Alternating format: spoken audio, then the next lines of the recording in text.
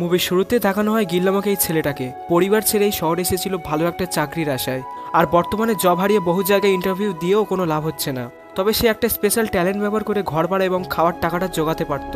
তার ট্যালেন্ট হচ্ছে সে খুব সহজেই ক্ল মেশিনে গেম খেলতে পারত, যার নিয়ম হচ্ছে $1 দিলে 3বার খেলার সুযোগ পাবে। আর এই 3বারে যত সম্ভব প্রোডাক্ট ওঠাতে পারবে ক্রেনের মতো এই কন্ট্রোলার ব্যবহার করে। তো সে খুব সহজেই তুলতে পারত আর সেই প্রোডাক্টগুলো বিক্রি করে দিত। এভাবেই চলছিল তার দিনকাল। একদিন সকালে তার বন্ধু হুইবিয়াম বলে নিচের ফ্লোরে নতুন এক ভাড়াটিয়া উঠেছে, তারা নাকি এক বেকারি শপ খুলবে। এরপরে দুধ শেষ হয়ে যাওয়ায় গিল বেরিয়ে যায় কেনার জন্য। রাস্তায় কাঁচের ভাঙা বোতল দেখে ময়লার ঝুড়িতে ফেলে রাখে। তখন লক্ষ্য করে সেখানে একটা নতুন বেকারি শপ খুলেছে, আর এটা হচ্ছে তার নতুন প্রতিবেশীর দোকান। এরপর রাতের বেলা বেলকুনিতে এসে তার ময়লা কম্বলটা ঝাড়ে, তার মধ্যে থেকে কিছু একটা নিচে পড়ে যায়। সেটা ছিল তার নেক পিলো। সেটা কুড়িয়ে নিয়ে যখন ফিরে আসছিল তখন সে একটা মেয়েকে দেখতে পায়, যে বেঞ্চে বসে কোল্ড ড্রিঙ্কস খাচ্ছিল। মেয়েটাকে দেখতেই যেন তার সময় থেমে যায়। তার সৌন্দর্যে সে একদম অবাক হয়ে যায়। পরদিন সে তার বন্ধুকে বলে মেয়েটা ছিল পরীর মতো সুন্দর। আমি হতভম্ব হয়ে তার দিকে তাকিয়েছিলাম। এরপর ক্ল মেশিনে গেম খেলে হুইবিয়ামকে বেশ কিছু উপহার জিতিয়ে দেয়। বাড়ি ফিরে যখন লিফটে ওঠে তখন সেই মেয়েটা, যাকে কিনা গতকাল বেঞ্চে বসে থাকতে দেখেছিল, সে খুব অদ্ভুতভাবে তার সামনে দাঁড়িয়ে থাকে আর হঠাৎ আক্রমণ করতে শুরু করে। আত্মরক্ষা করতে গিয়ে হাতের পুতুলটা দিয়ে তাকে ধাক্কা দেয়। এতে সে আরো রেগে গিয়ে তার ঘাড় ধরে মারতে শুরু করে। শেষমেশ উপায় না থাকায় মাথা দিয়ে মেরে মেয়েটার হাত থেকে রক্ষা পায়। পরদিন ঘুম ভাঙলে লাঠি নিয়ে সেই মেয়েটাকে খুঁজতে থাকে। কোথাও খুঁজে না পেয়ে বাহিরে চলে আসে, দেখে সেই নতুন বেকারি শপটা ওপেন হয়েছে। সে তখন কাছে গিয়ে ভালোভাবে দেখছিল। তখন বেকারি ম্যানেজার আরা এসে তার পাশে দাঁড়ায়। হতভম্ব হয়ে গিল বলে সে একটি রুটি কিনতে এসেছে। এরপর আরা জিজ্ঞেস করে আপনার বাসা কি এখানেই? গিল বলে আমরা একই বিল্ডিংয়েই থাকি, আমি থাকি উপরের তলায়। এই শুনে তার বস শিওজিকে ডেকে বলে এই ছেলেটা আমাদের বিল্ডিং এ থাকে। গিল তাকে দেখতেই চিনতে পারে যে এই মেয়েটা হচ্ছে সেই পরীর মতো সুন্দর মেয়েটা, যাকে গতকাল মেরে মাথা ফাটিয়ে দিয়েছিল সে। তাই ভয়ে মুখ লুকিয়ে সেখান থেকে বেরিয়ে যায়। তবে শিয়ঞ্জু তাকে পেছন থেকে ডাক দেয়। এই শুনে আরো ভয় পেয়ে ফুল স্পিডে দৌড়ে পালিয়ে যায়। কিন্তু শিয়ঞ্জি তাকে তাড়া করে ধরে ফেলে। সে গতকালের রাতের জন্য সরি বলতে যাবে, তবে সেই বিষয়ে কিছু না বলে শিয়ঞ্জি বলে আপনি আমাদের প্রতিবেশী এবং নতুন কাস্টমার, তাই এই উপহারটি দেওয়ার জন্য আপনার পিছু করেছিলাম। এই শুনে সে বেশ অবাক হয়ে যায় আর সারাদিন ভাবতে থাকে মেয়েটাকে মেরে মাথা ফাটিয়ে দিয়েছিল, সেই বিষয়ে তাকে কিছুই বলল না।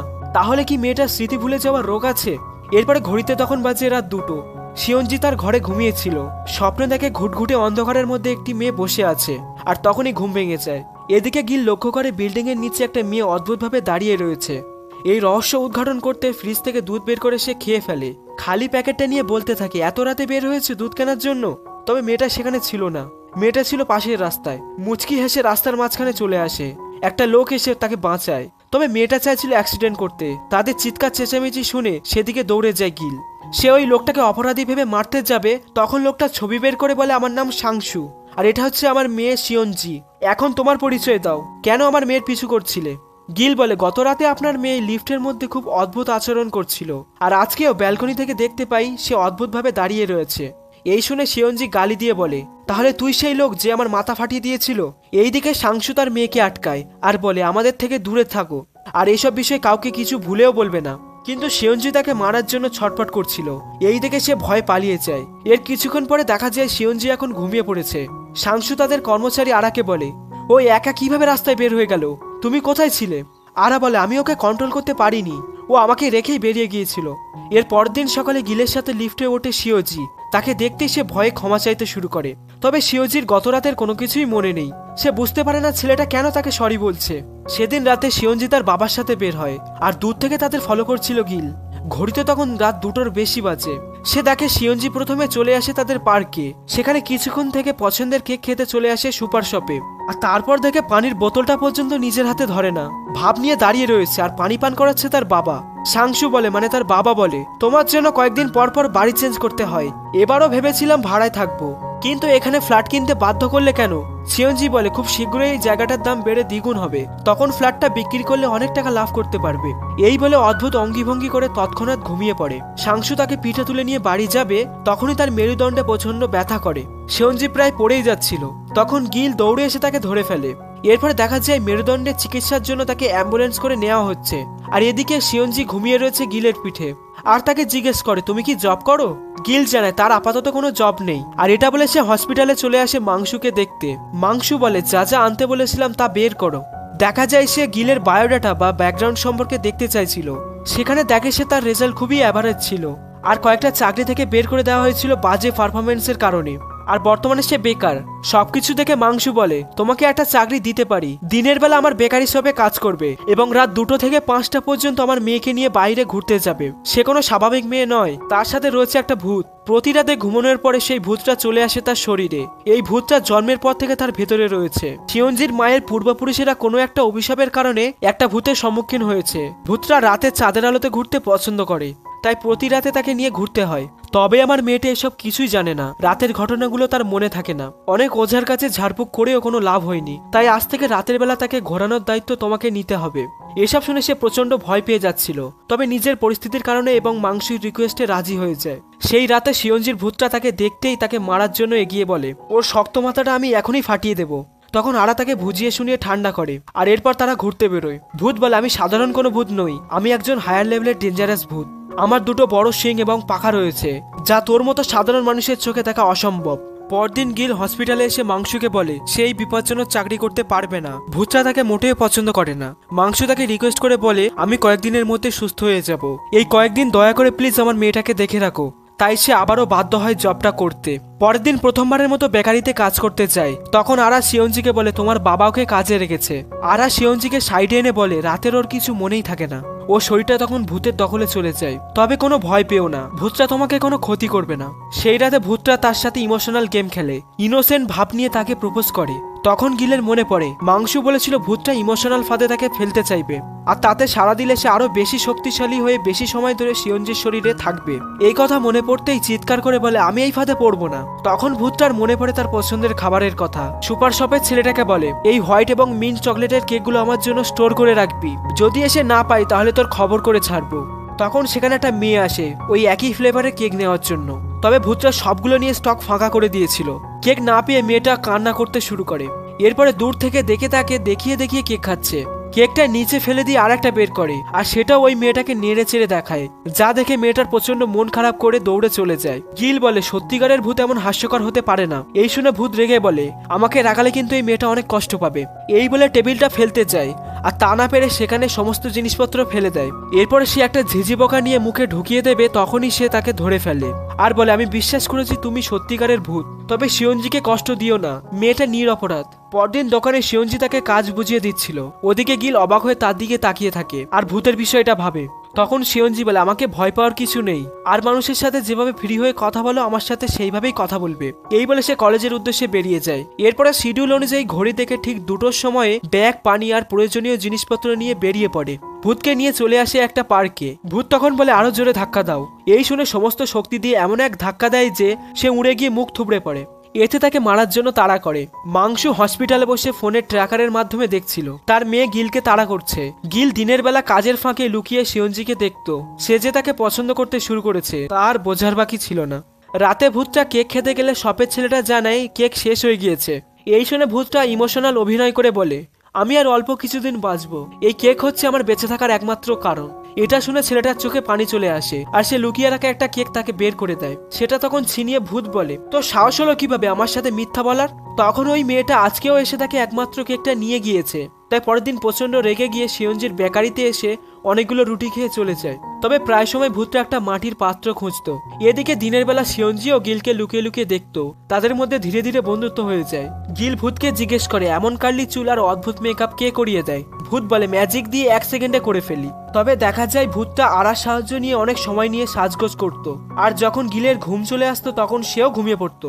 বাড়ি নিয়ে এলে আরা তার মেকআপ উঠিয়ে দিত, যেন শিয়ঞ্জি ঘুম থেকে উঠে নিজেকে আগের মতো দেখে। পরদিন আলা গিলকে বলে, একদিন সে ভূতকে একটা ফেক ম্যাজিক দেখিয়ে বাজিতে হারিয়ে দিয়েছিল, আর শর্ত হিসেবে বলেছিল তার সাথে একটা জায়গায় যেতে হবে। সেই জায়গাটা ছিল এক তান্ত্রিক বা ওঝার বাড়ি। সেখানে ভূতকে বেঁধে অনেক তন্ত্রমন্ত্র করেও কোনো লাভ হয়নি। শিয়ঞ্জির বডি থেকে কিভাবে বের হয়ে যাবে তাই ভূত ছাড়া আর কেউই জানতো না। এই শুনে গিলের মাথায় একটা আইডিয়া আসে। সে বাজি ধরে ভূতকে হারিয়ে ভূতের মুখ থেকে সব তথ্য বের করবে। প্ল্যান অনুযায়ী সেদিন রাতে তাকে নিয়ে আসে ক্লো মেশিনের কাছে। বলে, যেকোনো একটা পুতুল সিলেক্ট করো, আমি 3 বারের মধ্যে পুতুলটাকে তুলে আনবো। ভূত বলে, যদি না পারো তাহলে শিয়ঞ্জির বডিতে 3 ঘন্টার পরিবর্তে আরো 6 ঘন্টা সময় ধরে থাকবো। গিল বলে, যদি আমি জিতি তাহলে বলতে হবে যে কি করলে তুমি ওকে মুক্তি দেবে। সে তার শর্তে রাজি হয় এবং সাদা একটা পুতুল দেখিয়ে দেয়। গিল এরপর 2 বার ব্যর্থ হলে সে তাকে নিয়ে হাসি ঠাট্টা শুরু করে। এরপর সে মুচকি হেসে শেষ ট্রাই করে সহজেই তুলে আনে। আর বলে শর্ত অনুযায়ী এখন বলো কিভাবে শিয়ঞ্জিকে মুক্তি দেবে। সে বলে আমার নাম ধরে 3 বার বলতে হবে যে শিয়ঞ্জির বডি থেকে বেরিয়ে যাও, তাহলে আমি চলে যাব। গিল তখন বলে বলো তোমার আসল নাম কি। ভূত তখন বলে শর্ত অনুযায়ী যা জানতে চেয়েছিলে তা তো আমি বলে দিয়েছি, আমার নাম বলতে হবে তা তো বাজির শর্তে ছিল না। এর পরদিন তারা এক দোকানে আসে রুটি ডেলিভারির। এখানে তারা হোলসেলে রুটি বিক্রি করত। সেই দোকানে গিলের সাথে ইয়নশিক নামের একটা লোকের ধাক্কা লাগে। শিয়ঞ্জি ছুটি এসে তাকে সরি বলে, তবে লোকটা অদ্ভুতভাবে তার দিকে তাকিয়ে থাকে এবং তার হাত ধরতে যাবে তখনই গিল তার হাত ধরে সরি বলে। এরপরে লোকটা চলে গেলে শিয়ঞ্জি বলে তার মনে হয় রাতের বেলা ঠিকমতো ঘুম হয় না, আর এটাও মনে হয় তার স্বপ্নে একটা ছেলে ছায়ার মতো লেগে থাকে, তাকে সবসময় প্রোটেক্ট করে। এই শুনে গিল খুব খুশি হয়, ভাবে রাতে তাকে প্রোটেক্ট করার বিষয়টা শিয়ঞ্জি ফিল করতে পারছে। সেদিন রাতে তারা নদীর ধারে বসেছিল, তখন হঠাৎ ওখানে অনেক পুলিশ ভিড় করে। সেখানে একটা লোক ব্রিজ থেকে নদীতে ঝাঁপ দেওয়ার জন্য দাঁড়িয়েছিল। সে বলে আমার সব শেষ, তাই লাফ দিয়ে নিজেকে শেষ করে দিব। পুলিশ তাকে অনেক বোঝালেও সে কিছুতেই শুনছিল না। তখন সেই লোকটা লক্ষ্য করে একটা মেয়ে অর্থাৎ সেই ভূতটা নিচ থেকে হাত নাড়িয়ে কিছু একটা বলছে, সেভাবে তাকে ঝাঁপ দিতে বারণ করছে। এটা দেখে সে ইমোশনাল হয়ে কান্না করে দেয়, তবে ভালো করে লক্ষ্য করে শুনতে পায় সে বলছে এত অভিনয় না করে ঝাঁপ দাও, কোনো ব্যথা পাবে না, দেখো আমি কিভাবে ঝাঁপ দিই। এই বলে সে ফুল স্পিডে নদীতে দৌড়ে গিয়ে ঝাঁপিয়ে পড়ে, আর তাকে বাঁচাতে গিলও ঝাঁপ দিয়ে দেয়। তবে সে নিজেই সাঁতার জানতো না। এতে করে পুলিশ এসে তাকে উদ্ধার করে, কিন্তু কোথাও মেয়েটিকে খুঁজে পায় না। দেখা যায় সেই ভূতটা সাঁতার কেটে নদী পার হয়ে যাচ্ছে। এই দেখে ওই লোকটা মোটিভেশন পেয়ে নিজের সিদ্ধান্ত বদলে নেয়। এই ঘটনা টিভি নিউজে ছড়িয়ে পড়ে। তা দেখে মাংসু এবং আরা অনেক কথা শোনায় গিলকে। আর যখন গিলকে মারতে যাবে তখন শিয়ঞ্জি সেখানে চলে আসে, আর এটা থেকে শিয়ঞ্জির বাবা তখন অভিনয় করে তাকে বুকে জড়িয়ে নেয়। এরপরে শিয়ঞ্জি বাবাকে হসপিটালে ড্রপ করার জন্য চলে যায়। তখন আরা বলে শিয়ঞ্জির স্বপ্ন হচ্ছে ফ্রান্সে গিয়ে হায়ার স্টাডি করবে, তবে ভূত না তাড়াতে পারলে আমরা কিভাবে তাকে অন্য দেশে পাঠাবো। সে রাতে গিল যখন ভূতকে নিয়ে ঘোরার জন্য ওয়েট করছিল তখন শিয়ঞ্জি বেরিয়ে গিলকে দেখে ভয় পেয়ে যায়, বলে এত রাতে এখানে কি করছো। গিলও খুব হতভম্ব হয়েছিল, কারণ এই প্রথমবার ভূতটা তার শরীরে আসেনি। শিয়ঞ্জি বলে আজ কিছুতেই ঘুম আসছিল না, তাই হাঁটতে বের হলাম। আজ হচ্ছে আমার মায়ের মৃত্যুবার্ষিকী, আমার 8 বছর বয়সে আমাকে একা রেখে চলে গিয়েছিল। তখন হঠাৎ একটা গাড়ি চলে আসে, গিল তাকে সরিয়ে নেয়, আর তার এমন প্রোটেক্টিভ আচরণ দেখে শিয়ঞ্জির খুব ভালো লাগে। আর এরপর গিলকে নিয়ে চলে আসে মুভি দেখতে। মুভিটা ছিল খুব রোমান্টিক। শিয়ঞ্জি তখন গিলের হাত ধরে রাখে। এর কিছুক্ষণ পর গিলও তার হাত ধরে। তার চোখের দিকে তাকাতেই শিয়ঞ্জি অদ্ভুত লুক দিয়ে ভয়ঙ্করভাবে হেসে ওঠে, অর্থাৎ ভূতটা চলে এসেছে। ভূত বলে এমন বিশ্রী চেহারা নিয়ে হাত ধরার সাহস কোথায় পেলি। এই বলে উঠে চলে যায়। যাওয়ার আগে এক কাপলকে শুধু শুধুই বিরক্ত করে, বলে পা উঠিয়ে বসার সাহস কে দিয়েছে, পা নামা নয়তো ভেঙে ফেলবো। এই বলে এক মুঠো পপকর্ন নিয়ে চলে যায়। এরপর কাউন্টার থেকেও পপকর্ন নিয়ে খেতে শুরু করে। গিল বলে তোমার কারণে শিয়ঞ্জির পরিবার তাকে হায়ার স্টাডির জন্য বিদেশে পাঠাতে পারছে না, তোমার আসল নামটা বলো, সেই নাম ধরে ডেকে তোমাকে মুক্ত করে দিই। এই শুনে সে রেগে বলে আগে আমাকে মন থেকে খুশি করতে হবে, তারপর ভেবে দেখবো। এখন আমাকে নিয়েছিল ট্রাম্পলিনে, অনেকদিনের ইচ্ছা বাউন্সি খেলবো। আমার কথা শুনলে ধীরে ধীরে সময় কমিয়ে আনবো, আর তারপর একটা সময় ওর বডিতে আর আসবো না। তখন একটা বিচের ছবি দেখে বলে আগে আমাকে এখানে নিয়ে চলো। গিল বলে ওখানে যেতে হবে দিনের বেলা, তবে তুমি তো এখন গভীর রাতে। ভূত বলে শিয়ঞ্জিকে নিয়ে যেও, আমি ওর মধ্যে থেকে সব দেখতে পাই। তাই পরের দিন সে শিয়ঞ্জিকে নিয়ে সমুদ্রের পাড়ে চলে আসে। শিয়ঞ্জি বলে আরার খুব ঠান্ডা লেগেছে, তাই সে আসতে পারেনি। এরপরে গিল লক্ষ্য করে তার চোখ থেকে পানি গড়িয়ে পড়ছে। শিয়ঞ্জি জানায় সে নিজেও বুঝতে পারছে না যে সে কেন কান্না করছে। গিল বুঝে যায় যে এই কান্নাটা ছিল ভূতের, নিজের পছন্দের জায়গায় আসতে পেরে খুশিতে কান্না করছে। এরপরে ছবি তুলে মজা করে একটা ভালো সময় কাটায়। এরপরে রাতের বেলা গিল দেখে ভূতটা একটা গাছে পানি দেয়, তারপর একটা মাটির পাত্রে খুঁজে নেয়। গিল তখন বলে তোমার কথা মতো শিয়ঞ্জিকে নিয়ে সমুদ্রের পাড়িতে গিয়েছি, তুমিও এনজয় করেছো, তাই আজকে জলদি চলে গিয়ে আমাকে ছুটি দাও। এই শুনে ভূতটা রেগে গিয়ে পাত্রটা ভেঙে বলে আগেই বলেছি খুশি মনে আমার ইচ্ছা পূরণ করতে পারলে আমি চলে যাব, আর যদি আমাকে এভাবে রাগানো হয় তাহলে আমি ওর ক্ষতি করব। এই বলে ঘাস নিয়ে খেতে শুরু করে, তারপর রাস্তার মাঝখান দিয়ে দৌড়ায়। গিল তাকে থামানোর জন্য ছুটে গেলে অল্পের জন্য অ্যাক্সিডেন্ট থেকে বেঁচে যায়। ওদিকে ভূতটা কিছু দূর যাওয়ার পর তার পা আটকে যায়, কিছুতেই সামনে এগোতে পারছিল না। ওপরে লক্ষ্য করে দেখে একটা মন্ত্র দড়ি ঝোলানো। তখন গিল এসে তার মুখের ময়লা মুছে দেয়, বলে উল্টোপাল্টা জিনিস খেলে তো অসুস্থ হয়ে পড়বে। আমি প্রমিস করছি খুশি মনে তোমার ইচ্ছেগুলো পূরণ করব, তবে তোমাকেও তোমার কথা রাখতে হবে। তারপর দিন গিল তাকে ট্যাম্পুলিনে নিয়ে যায়। সে প্রচন্ড খুশি হয়ে বাউন্সি খেলে, আর তখন তার চোখের সামনে ভেসে ওঠে পুরনো কিছু স্মৃতি। যখন শিয়ঞ্জি ছোট ছিল তখন এভাবেই বাবা মায়ের সাথে বাউন্সি খেলতো। এরপর তারা সেখানে বাস্কেটবল ফুটবল খেলে এনজয় করে। তারপর নিয়ে আসে ফ্লাওয়ার পার্কে। গিল বলে নিশ্চয়ই তুমি ফুল পছন্দ করো। ভূত বলে আমি হচ্ছি একটা ভয়ঙ্কর ভূত, আমি এসব আজে বাজে জিনিস পছন্দ করি না। তবে দেখা যায় তার ড্রেসটা ছিল ফ্লাওয়ার ডিজাইনের। ফুল এতটাই পছন্দ করতো যে সুন্দর ফুলগুলো ধরে দেখে। তখন গিল বলে তোমার ছবি তুলে দিচ্ছি, একটু হাসো। ভূত বলে ভয়ঙ্কর ভূত কখনো হাসে না। গিল বলে আমি শুনেছি হায়ার র্যাঙ্কিং এর উচ্চ প্রজাতির ভূতেরা হাসতে পারে এবং ছবি তোলার জন্য ভালো পোজও দিতে পারে। এই শুনে ভূতরা সুন্দর পোজ দিয়ে ছবি তোলে। পুরো পার্ক ঘুরে এত ছবি তোলে যে সে একদম হাঁপিয়ে যায়। গিল বলে দেখো ছবিগুলো ভালোই এসেছে। ভূত বলে কিন্তু এ তো আমি না, আমার দুটো শিং আর দুটো পাকা আছে। এই বলে নিজের ছবি এঁকে দেখায়। গিল বলে দেখেই মনে হচ্ছে তুমি খুব সুন্দরী আর ফেমাস। তোমার বন্ধুরা তোমাকে কি নামে ডাকে? ভূত তার চালাকি বুঝতে পারে একটা ভুল নাম বলে। গিল সেই নাম শুনতেই নাম ধরে ডেকে বলে শিয়ঞ্জির বডি থেকে বেরিয়ে যাও। ভূত বলে আমি জানতাম, তাই ভুল নাম বলেছি। এর পরদিন গিল একটা খুশির খবর জানায়, তা হচ্ছে ভূতের একটা ইচ্ছে পূরণ করায়, অর্থাৎ বাউন্সি খেলতে নিয়ে যাওয়ায় সে এখন থেকে শিয়ঞ্জির বডিতে 30 মিনিট কম সময় থাকবে। আগে যেখানে 3 ঘন্টা ধরে থাকতো এখন থাকবে 2.5 ঘন্টা। এই শুনে আরা বলে আজকে এমন কিছু করো যাতে খুশি হয়ে ভূতটা আরো 30 মিনিট কমিয়ে নেবে। তার আইডিয়া ছিল রাতে ভূতকে পার্টিতে নিয়ে যাওয়া। সে গিলের বন্ধু হুইবিয়ামের সাথে এনজয় করছিল, আর এদিকে ভূতটা একটা মেয়েকে ধরে জিজ্ঞেস করে এত সুন্দর আইলানা কোথা থেকে কিনেছো। এরপরে গিল দেখে একটা লোক তার হাত ধরে টানাটানি করছে। লোকটা ছিল ইয়ংশিক নামে সেই ছেলেটা যার সাথে লিক ধাক্কা খেয়েছিল কয়েকদিন আগে। ইয়নশিক জিজ্ঞেস করে এই মেয়েটা তোমার কে হয়? গিল বলে ও আমার গার্লফ্রেন্ড। এই শুনে মেয়েটার দিকে অদ্ভুতভাবে তাকিয়ে চলে যায়। পরদিন শিয়ঞ্জি দেখে আরা হুইবিয়ামের সাথে দুষ্টমি করছে। এই দেখে গিলকে বলে ওরা দুজন বন্ধু হলো কবে? আসলে গতকাল রাতের পার্টির কথা তো তার মনে নেই। তখন ইয়নশিক আসে তাদের শপে, আবারও অদ্ভুতভাবে তাকিয়ে একটা ক্যান্ডি কিনে বেরিয়ে যায়। এবারে গিল তাকে থামিয়ে পরিচয় জিজ্ঞেস করে। ইয়নশিক বলে এই মেয়েটার সাথে যে আরো একটা কিছু রয়েছে তা আমি জানি।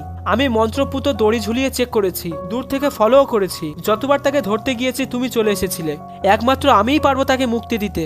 গিল বলে আপনি ভুল করছেন, এমন কিছুই ওর সাথে নেই। রাতে ভূতটা বলে ইয়নশিক হচ্ছে একটা তান্ত্রিক, তার পূর্বপুরুষেরা সহজ চেষ্টা করে ব্যর্থ হয়েছে, সে আমাকে তাড়াতে পারবে না। পরদিন শিয়ঞ্জি ক্লাসে যাওয়ার সময় গিল বলে ফেরার পথে আমাকে কল দিও, তোমাকে নিতে আসবো। এই শুনে শিয়ঞ্জি বেশ খুশি হয়। সেদিন বাড়ি ফেরার পথে একটা মেয়ে তাকে জুতোর ফিতে লাগিয়ে দিতে বলে। এরপর খুশি একটা ক্যান্ডি দেয়। সে বাসে উঠে ক্যান্ডি খেয়ে ঘুমিয়ে পড়ে। তখন ইয়নশিক এসে তার পাশে দাঁড়ায়। ওদিকে গিল, আরা এবং সাংশু তাদের দোকানে ছিল।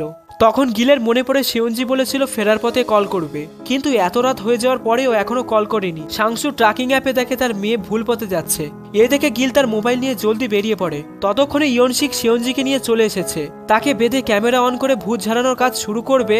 তখনই শিয়ঞ্জির বাড়িতে ভূতটা চলে এসেছিল। ইয়নশিক বলে তোকে তাড়িয়ে আমি বংশের নাম উজ্জ্বল করব। তখন গিল এসে তাকে মেরে অজ্ঞান করে ফেলে। এরপর বাড়ির দিকে রওনা দেয়। তখন ভূতটা তার অতীতের সমস্ত ঘটনা বলতে শুরু করে। আজ থেকে প্রায় 170 বছর আগে, সালটা ছিল 1855। গ্রামে শুরু হয়েছিল এক মরণব্যাপী রোগ আর খাদ্য সংকট। একদিন একটা মাছ কুড়িয়ে পেয়ে জলদি বাড়িতে নিয়ে যাই অসুস্থ বাবা এবং বোনকে খাওয়ানোর জন্য। তবে ততক্ষণে তাদের মৃত্যু হয়ে যায়। মাত্র 20 বছর বয়সে আমি হয়ে যাই অনাথ। পরিবারহীন গ্রামের মহামারী থেকে মুক্তি পাওয়ার জন্য একজন ওঝাকে ডাকা হয়। সে জানায় একটা জীবন উৎসর্গ করতে হবে। তবে স্বাভাবিকভাবে কেউ রাজি হচ্ছিল না নিজের জীবন দিতে। তাই গ্রামের সবাই মিলে টার্গেট করে আমাকে। গরিব আর অনাথ হওয়াতে আমাকে কেউ বাঁচাতে আসেনি, আমাকে জীবন্ত পুড়িয়ে ফেলা হয়। এক দয়াশীল পরিবার আমার ছাইগুলো মাটির হাঁড়িতে করে পুঁতে রাখে। আমার আত্মা সেই অন্ধকার হাঁড়ির মধ্যে দিন কাটায়। ধীরে ধীরে সমস্ত দুঃখ কষ্ট কম হতে লাগলো। এমনভাবে 100 বছর অতিক্রম করলে সবকিছু ভুলে আমি শান্তিতে থাকতে পারতাম। তবে অর্ধেক সময় অর্থাৎ 50 বছর থাকার পর একদিন শিয়ঞ্জির পর্দাদি হাঁড়িটা খুঁজে পায়। ছাইগুলো ফেলে দিয়ে ধুয়ে মুছে কিঞ্চি সংরক্ষণের জন্য পুঁতে রাখে। সেই পাত্রটা ছাড়া আমার আর কোথাও যাওয়ার জায়গা ছিল না, তাই বাধ্য হয়ে তার শরীরে ঢুকে পড়ি। প্রচন্ড রাগ আর ক্ষোভে সবাইকে জ্বালাতন করতাম। তার পেটে থাকা সন্তানের শরীরে ঢুকে পড়ি, আর এভাবে এক এক করে শিয়ঞ্জি পর্যন্ত পৌঁছাই। ওঝা তান্ত্রিকরা শিয়ঞ্জিকে দেখেই বুঝে ফেলতো তার ভেতরে একটা অসহায় আত্মা রয়েছে। আমাকে তারা ধরতে পারলে অনেক কষ্ট দেবে, তাই নিজেকে ভয়ঙ্কর ভূত হিসেবে পরিচয় দিতাম। যদি সামনের পূর্ণিমার আগে সেই মাটির হাঁড়িতে প্রবেশ করতে না পারি, তাহলে আমার কষ্টকর স্মৃতিগুলোকে নিয়ে অন্ধকারে ঘুরে বেড়াতে হবে। এই জন্য সবসময় সেই হাঁড়িটা খুঁজে বেড়াতাম। সেই হাঁড়িতে বাকি 50 বছর কাটাতে পারলে সব দুঃখ কষ্ট ভুলে চির শান্তিতে শূন্যে মিলিয়ে যাব। বাড়ি ফিরে ভূতটা অপেক্ষা করে 2 দিন পরে পূর্ণিমার জন্য। আর এই 2 দিন হচ্ছে মানুষের শরীরে অবস্থান করার শেষ দিন। এইভাবে পেইনফুল মেমোরি নিয়ে আজীবন ঘুরে বেড়াতে হবে পৃথিবীতে। তবে গিলের পরিকল্পনা ছিল অন্য। সে সাংসুর থেকে শিয়ঞ্জির দাদির বাড়ির ঠিকানা নেয়। এরপরে বেরিয়ে পড়ে সেই বাড়ির উদ্দেশ্যে। বহু পথ পাড়ি দিয়ে চলে আসে প্রত্যন্ত এক অঞ্চলে। জঙ্গলের মধ্যে খুঁজে পায় সেই পরিত্যক্ত বাড়িটা। সারাদিন খোঁড়াখুড়ি করে কোথাও মাটির হাঁড়িটা পায় না। সারা রাত ধরে খুঁজতে থাকে। এদিকে ভূতের আর ইচ্ছা নেই সেই দোল খাওয়ার। মন খারাপ করে সে শুধু চাঁদের দিকে তাকিয়ে থাকে। পরদিন সকালে গিল দেখে একটা পাখি একটা পাথরের উপরে বসে কিছু ইশারা করছে। এই দেখে পাথরটা সরিয়ে সেখানে খুঁড়তে শুরু করে আর পেয়ে যায় সেই মাটির হাঁড়িটা। সে তখন সেটা নিয়ে জলদি ছুটে যায় বাড়ির উদ্দেশ্যে, কারণ আজকেই হচ্ছে পূর্ণিমার রাত। ভূত তখন রাতের বেলা শেষবারের মতো সেজে গুজে আড়ার মাথায় হাত বুলিয়ে বেরিয়ে পড়ে, আর আজ তার পছন্দের কেকটা রেখে দিয়ে অন্য একটা কেক নেয়। সেই মেয়েটা প্রথমবারের মতো তার পছন্দের কেক পেয়ে খুব অবাক হয়ে যায়। যাওয়ার সময় দোকানের ছেলেটাকে ধন্যবাদ জানায়। সাংশু বলে, এত বছর তোমার পেছনে ছোটাছুটি করতে করতে বুঝতেই পারিনি যে আমার এত বয়স হয়েছে। নিজেকে খুব ইয়ং এবং এনার্জেটিক মনে হতো। তখন ভূত কল্পনা করে ছোট থেকে এই পর্যন্ত এই মানুষটাকে সে নিজের বাবার মতো মনে করেছে, আর আজ এই সবকিছু ছেড়ে চলে যেতে হবে। সে বলে শীঘ্রই এই জায়গার দাম বৃদ্ধি পাবে, বাড়িটা বিক্রি করে অনেক প্রফিট হবে এবং শিয়নজিকে ফ্রান্সে পড়তে পাঠাবেন, আর আপনি নিজের স্বপ্নটা পূরণ করবেন, পুরো পৃথিবী ঘুরে দেখবেন। আমি এখন চলে যাব, কিন্তু যাওয়ার আগে গিলকে খুব দেখতে ইচ্ছে করছে। ঠিক তখনই গিল উপস্থিত হয়, তাকে নিয়ে আসে তার পছন্দের সেই ফ্লাওয়ার গার্ডেনে। এরপর সেই হাড়িটা বের করে, যা দেখে তার চোখে পানি চলে আসে। বলে, এত কষ্ট কেন করলে? গিল বলে, আমি চাই তোমার ভালো হোক, কারণ যখন আমার ঘুম পেত তুমি নিজেই ঘুমের অভিনয় করে বাড়ি চলে আসতে। এছাড়া গাছে পানি দিতে, কোনো ভয়ঙ্কর ভূত এসব করতে পারে না। তুমি ছিলে খুব ভালো একজন মানুষ, যে কিনা পরিবারের জন্য খাবার জোগাতে গ্রামের মানুষদের কারণে আজ তোমার এই অবস্থা। শত বছর ধরে অতীতের কষ্টকর স্মৃতিগুলোকে বহন করে আসছো। এই শুনে সে কান্নায় ভেঙে পড়ে। সে কখনোই ভাবেনি যে এমন একজন মানুষ পাবে সে, যে কেউ তার কষ্ট বুঝে তার জন্য এত কিছু করবে। শেষমেশ তার নামটা বলে দেয়, বলে, আমার নাম মুনিয়াং। গিল বলে, তাহলে এখন প্রস্তুত হয়ে যাও গন্তব্যে যাওয়ার জন্য। মুনিয়ান দৌড়ে গিয়ে তাকে জড়িয়ে ধরে, কান্না করতে করতে তাকে থ্যাংক ইউ বলে কৃতজ্ঞতা প্রকাশ করে। এরপর গিল তার নাম ধরে ডেকে হাড়ির মধ্যে যেতে বলে। এরপরে গিল আমাদের বলে, মুনিয়াং হাড়িতে চলে যাওয়ার পর শিয়নজি হায়ার স্টাডির জন্য ফ্রান্সে চলে যায়। তাকে আমরা এয়ারপোর্টে বিদায় জানাই, আর মিস্টার সাংশু তার প্রপার্টি বিক্রি করে বিশ্ব ভ্রমণে বেরিয়ে পড়েছে। এদিকে আমি ক্লো গেমের স্কিল ব্যবহার করে সমুদ্র বন্দরে ক্রেন তোলার চাকরি পেয়ে যাই। তার বেশ কয়েক বছর পর শিয়নজি দেশে ফিরে আসে। সে বলে, প্রথম দিন দেখেছিলাম গিলকে ভাঙা বোতল তুলে রাখতে। এরপর তাকে শপে থেকে কথা বলার জন্য একটি দামি উপহার নিয়ে যাই।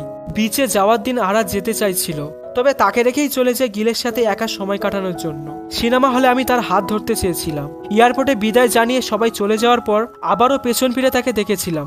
এই বলে সে গিলের নাম্বারে ফোন করে কথা বলে। এরপরে দেখা যায় যে গিল যত্ন করে রেখেছে মুনিয়াং এর হাঁড়িটা, আর এর সাথেই মুভিটা এখানে শেষ হয়ে যায়। সো গাইস, মুভিটা কেমন লাগলো কমেন্টে জানিও, আর হ্যাঁ, যদি তোমাদের ভিডিওটা ভালো লাগে থাকে তাহলে লাইক এন্ড সাবস্ক্রাইব করে দিও। সো গাইস, আজকের মতো বিদায় নিচ্ছি, টাটা, হ্যান্ড টেক কেয়ার।